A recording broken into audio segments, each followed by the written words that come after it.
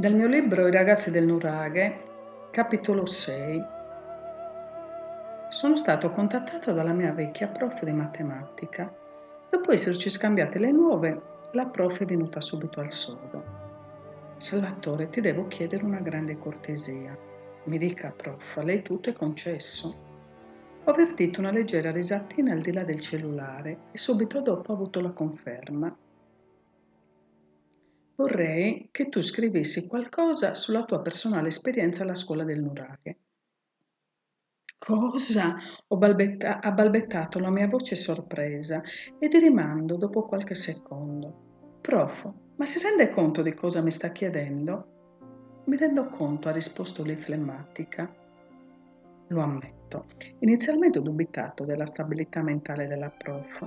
Chiedeva a me, l'alunno che ha sempre avuto problemi con l'italiano, di scrivere le mie esperienze scolastiche.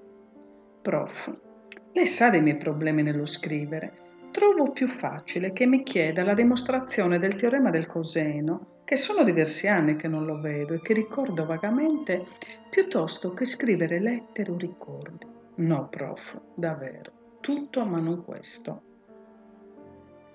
La prof ha insistito. Lei è brava nel perseverare ed è grazie alla sua caparbietà perché non mi ha mollato quei primi 2 anni del biennio che mi sono salvato. Nonostante mi ostinassi a non seguire i suoi consigli, lei ha creduto in me. Prof, ma si immagina un testo scritto da me, fare ridere prima di tutto me stesso e lei, poi il resto del mondo. Ho deciso di partire d'attacco. Prof, ma lei mi chiede di scrivere per potersi divertire con i miei temi? Mi era infatti improvvisamente tornato in mente che tanti anni fa, quando io frequentavo ancora le superiori, la prof a fine lezione ci faceva scrivere i nostri pensieri e poi li leggeva di sottecchi. Qualche volta l'ho sorpresa veramente divertita. Ho sempre sospettato che ridesse dei miei errori o orrori. Ma gli errori grammaticali e di sintassi dove li mette? Per quelli c'è il correttore. E poi non ti devi preoccupare. È stata questa la frase magica. E ho risposto che ci avrei ripensato. Ho riflettuto e ho capito che la mia prof mi chiedeva, cosa mi chiedeva? Voleva che parlassi della mia esperienza scolastica, raccontare come fossi riuscita a salvarmi. Alla forma ci avrebbe pensato lei. Ho riflettuto. Magari la mia esperienza può essere d'aiuto a qualche altro ragazzo che mi somiglia. Sono ritornato sui miei passi, ho telefonato alla prof. Prof, è ancora valido l'invito? Certamente, Salvatore. Scrivi quello che hai serbato nella tua memoria e fammelo avere appena puoi. Non ti preoccupare per la forma, quella ci penso io. Mi sono seduta al computer e le parole sono uscite da sole. Devo tanto alla scuola del nuraghe, è stata la mia salvezza. Alla scuola media sono stato tutto fuorché un buon alunno, sempre in movimento, eccessivamente esuberante e soprattutto non mi piaceva studiare. Fosse stato per me dopo la terza media avrei dato l'addio agli studi. Mia madre però ci teneva tanto che prendesse il diploma. Per lei il famoso pezzo di carta significava la sua rivalsa. Lei che, per vicissitudini varie, era stata costretta a bloccare il suo percorso scolastico dopo la licenza media. Mi pare di risentirli ancora i sermoni che ogni sera mi faceva, mi mettevano addosso una gelida angoscia. Ero orfano di padre.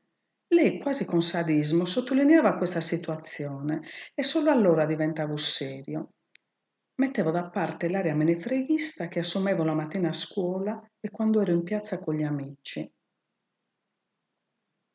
Per molte sere sono andata a letto con la tristezza nell'anima. I professori delle medie mi avevano consigliato di iscrivermi alla scuola del nuraghe e anche i miei compagni più scalmanati mi avevano convinto ribadendo con sicurezza. In quella scuola si studia poco, si fanno molte ore di pratica e laboratorio e si impara a fare piccoli impianti elettrici. E i più informati, perché magari ci studiava il fratello o il vicino di casa, condivano con informazioni ancora più allietanti. Nella scuola del nuraghe c'è una sala di automazione, un robot che se viene programmato fa cose sensazionali. C'è anche una sala di videoproduzione, diverse sale informatiche. Ma la chicca, la notizia che mi aveva convinto era stata: al terzo anno puoi prendere la qualifica ed è sicuro che trovi un bel posto di lavoro. Benissimo, mi ero detto, è la scuola che fa per me. Poco studio, tanto da imparare e lavoro assicurato. In realtà dai primi giorni mi resi conto che la realtà era un po' diversa. Infatti trovai ad aspettarmi le materie che avevo tanto odiato alla scuola media, l'italiano e la matematica. Inoltre le materie teoriche di indirizzo presupponevano ampie conoscenze matematiche. Mi resi conto che le mie nemiche erano materie basilari, motivo per cui le avrei trovate in qualsiasi altra scuola mi fossi iscritto. Anche i professori delle materie tecniche sostenevano che per essere un buon elettricista o un buon elettronico è necessario avere buone basi matematiche ed è necessario saper parlare, perché nella vita bisogna saper vendere il proprio prodotto. La cultura di base ti aiuta a saper scegliere, a non farti sottomettere. Pur facendo finta di annoiarmi, ascoltavo con attenzione.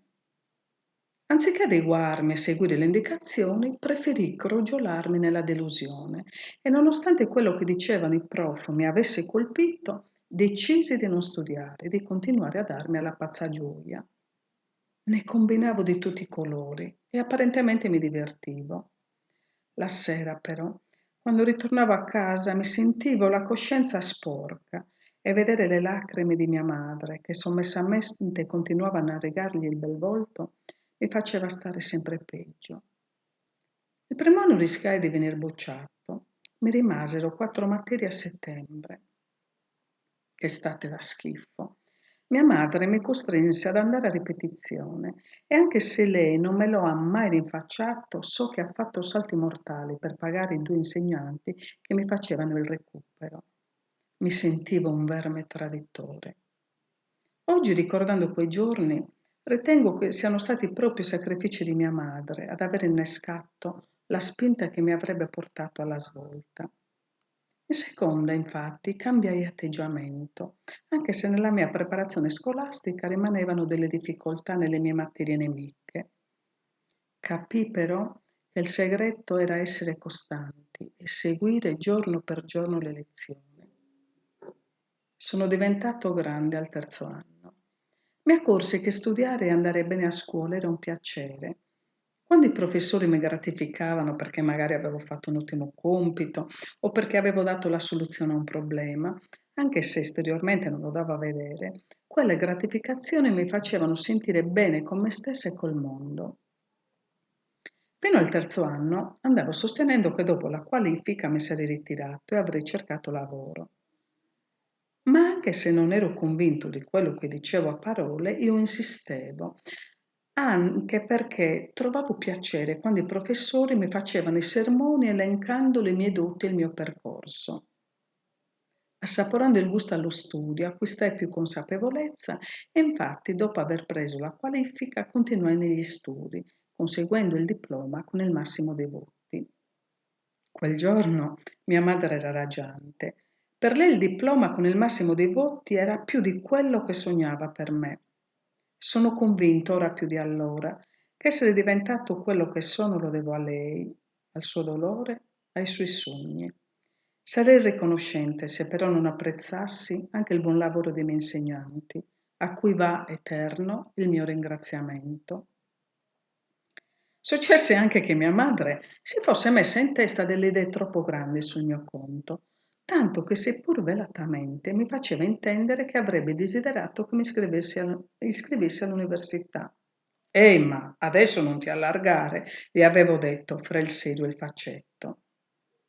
Ho fatto la mia scelta, da persona adulta e responsabile, andare a lavorare. Sono stato fortunato. Al primo colloquio un'importante ditta nazionale mi ha assunto. Mi piace il lavoro che faccio e la retribuzione è buona. Quando faccio il confronto con i ragazzi più giovani di me, mi sento favorito dalla sorte. Mi dispiace davvero che la società stia invecchiando e impoverendosi sempre di più, ma questa è un'altra faccenda.